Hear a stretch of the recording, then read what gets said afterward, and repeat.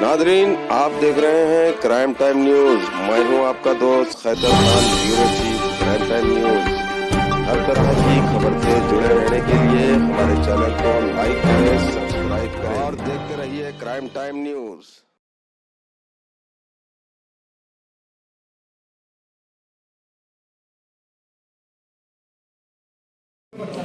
అదే వారు అలా పేరు చూసుకోండి, నేషనల్ ఎక్స్చేంజ్ 9 అని పేరు పెట్టి దాంట్లో యూజర్ నేమ్ చేయాలా, పాస్వర్డ్ పెట్టాలా, లాగిన్ చేసుకొని క్రికెట్ బెట్టింగ్ స్టార్ట్ చేయాలి. అండ్ దాంట్లో మీరు నేషనల్ ఎక్స్చేంజ్ మనకి ఎంత బెట్టింగ్ ఎంత చూసుకోండి, ఏ టీంకి మీరు చేస్తారు.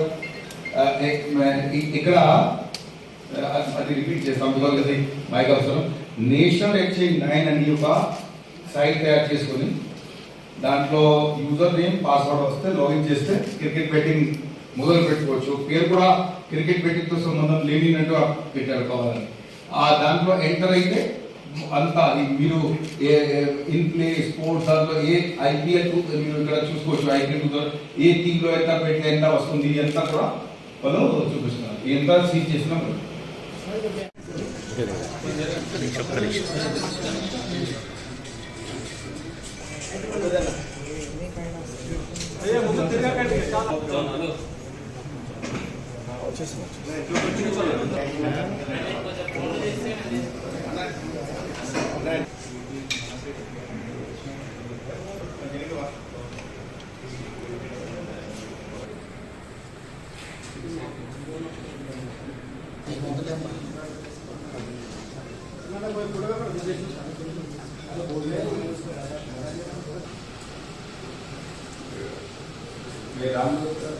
అందరికీ నమస్కారం. కొన్ని ఇంపార్టెంట్ విషయాలు మీద మీతో మాట్లాడడానికి వాళ్ళని ప్రశ్న చేయడం జరిగింది. మీ అందరికి తెలిసిన విషయము, ఐపీఎల్ సీజన్ నడుస్తున్నది. ఐపీఎల్ లో మన హైదరాబాద్ లో కూడా 7 మ్యాచ్లలో 2 మ్యాచ్లు అయిపోయి ఇంకా 5 పోతున్నాయి. కొందరు దుర్మార్గంగా దాంట్లో ఈ క్రికెట్ బ్యాటింగ్ చేసి చాలా మంది దాంట్లో నష్టపోతున్నారు, మోసం చేస్తున్నారు, ప్రజలకి మోసం అవుతుంది. అదేవిధంగా పోగొట్టుకున్న వాళ్ళు కొంచెం ఇబ్బంది పడతారు. అలాంటి అసలు జరగకూడదు. ఆ దృష్టిలో పెట్టుకొని ప్రతి మ్యాచ్ లో కూడా ఎస్ఓటీని పని చేయమని చెప్పడం జరిగింది. ఆ క్రమంలో ఒక పెద్ద ఎత్తనంగా క్రికెట్ బ్యాటింగ్ జరుగుతున్నటువంటి ముఠాని ఎస్ఓటీ డీసీపీ మురళీధర్ గారు మరియు వారికి తోడుగా సుధాకర్ ఇన్స్పెక్టర్ గారు, వారి యొక్క టీము అందరు కూడా పట్టుకోవడం జరిగింది. దాంట్లో కోట్లాది రూపాయలకి ఇప్పుడు వాళ్ళు క్రికెట్ బ్యాటింగ్ చేసుకొని బాగా ఒక పకడ్బందీగా వ్యూహాత్మకంగా ఆన్లైన్ యూజ్ చేసుకొని ఎక్కడి నుంచి కూడా డబ్బు పెట్టవచ్చు. అది క్రికెట్ బ్యాటింగ్ గేమ్ గా నడిపిస్తున్నారు. దాంట్లో ముఖ్యమైన ఉన్న వాళ్ళు ఆల్మోస్ట్ అన్ని చోట్ల నుంచి ఉన్నారు. బట్ ముఖ్యమైన ఇంకా మనం పట్టుకోవాల్సింది వ్యక్తి ఆయన పల్సర్ శ్రీనివాసరావు, ఏపీ స్టేట్ నుంచి ఉన్నారు. ఆయన ఎక్స్పర్ట్ లో ఉన్నారు. ఆయన మెయిన్ బుకి. మరియు రెండో అతను బుకి శివ, అతను కూడా ఆంధ్రప్రదేశ్. దాంట్లో ఒకరు మెయిన్ బుకి ఎవరైతే ఉన్నారు అది హర్యానా సంబంధించినటువంటి విపుల్ మంగా, ఒకరు రెసిడెంట్ ఆఫ్ హర్యానా స్టేట్. వాళ్ళ ముగ్గురు కోసం మనం ఖచ్చితంగా ఇప్పుడు టీం పంపించడం జరుగుతున్నది.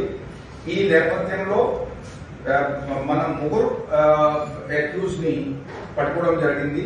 దాంట్లో ఒక జగదీష్, ఒక అశోక్ రెడ్డి, ఒక చరణ్, ఈ ముగ్గురు మనకు పట్టుకోబడారు. వారి దగ్గర నుంచి మీరు చూస్తున్నటువంటి దాదాపు కొన్ని క్యాష్ కూడా యాక్సెప్ట్ చేస్తున్నారు లోకల్లో. దాంట్లో ఇది జగదీష్ సమ పూర్చంద్రరావు, ఈయన సబ్బుకి, ఈయన నాగోల్ సంబంధించిన నాగోల్. సో కొందరు క్యాష్ తీసుకుని వస్తే ఒక రేట్ డిస్ప్లే చేస్తారు.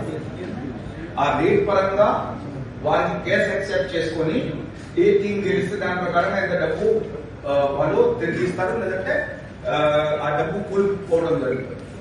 అదేవిధంగా చాలా మటుకు ఆన్లైన్ ఒక వేరే పేరు పెట్టి వెబ్సైట్ ద్వారా పెట్టేసి మొత్తం బ్యాంక్ తో ఏం చేశారంటే ఒక 4-5 డిఫరెంట్ బ్రాంచెస్ లో డిఫరెంట్ బ్యాంక్స్ లో అకౌంట్ ఓపెన్ చేసి పెట్టారు.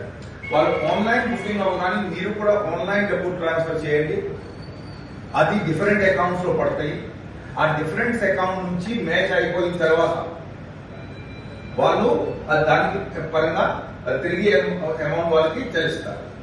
ఇప్పుడు దాంట్లో జనరల్ గా అలాంటి విషయాల్లో ఒకసారి భారీగా బుకింగ్ అయిపోయింది, సపోజ్ భారీగా రేట్ విపరీతంగా రిజల్ట్ వస్తే కొన్ని సమయంలో వాళ్ళు వాపస్ ఇవ్వకపోతే కూడా ఎవరు ఏం చెప్పే పరిస్థితిలో ఉంటుంది. దాంట్లో ఉన్నటువంటి మోసం ఎట్లా జరుగుతుంది అని చూడాలి.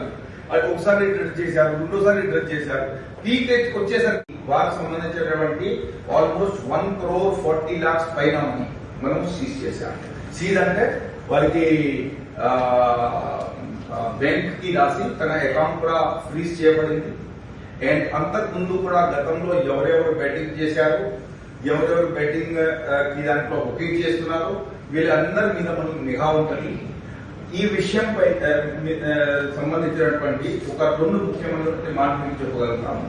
క్రికెట్ ఒక మంచి గేమ్ ఉంది, దాంట్లో మీరు చూస్తున్నారు ప్రతిసారి మనం అందరితో కలిసి ఒక స్టెప్స్ తీసుకుంటున్నాము, ట్రాఫిక్ సజావుగా జరుగుతున్నది. టికెట్ విషయంలో ఎవరికి సమస్యలు అనిపించుకున్నట్టు చేస్తాం, కానీ అయినప్పటికీ కూడా కొందరు మాస్ బుకింగ్ చేసి సో ప్రతిసారి స్టేడియంలో ప్రతి చిన్న విషయాన్ని మీ దగ్గర ఎప్పుడెప్పుడే తీసుకురావడం అది కొద్దిగా సాధ్యంగా ఉండట్లేదు. బట్ బెస్ట్ నోట్ కనీసం ప్రతిసారి ఇవ్వాలి.